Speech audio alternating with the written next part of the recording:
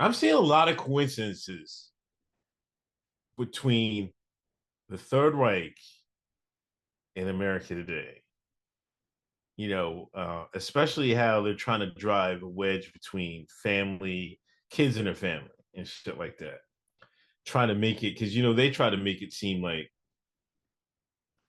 you know, they would like what would they call the young Nazis or something like whatever young group they had. They would try to divide them between them and the family and shit, and make the state. Sometimes the parents lose, you know, custody of their children and shit.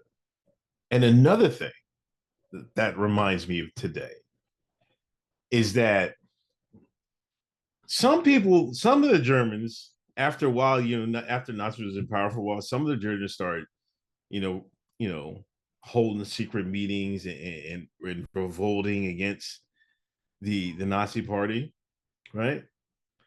Having like, fights with the SAs and shit like that. They didn't do it because they hated quote unquote the Nazi party. They did it because they wanted to revolt against the system that was in power now. So when you see these young Zoomers and they start revolting against the rainbow, this reminds me they're revolting against the rainbow stuff because it was forced down their throat, and they're like, "Man, get this shit the fuck out of here." This is why I think you're seeing some of that.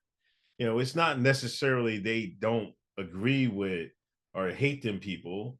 It's like when you force something right down people's throats, there's going to be a percentage of human beings that's going to like, nah, I don't want to do this. I'm not moving.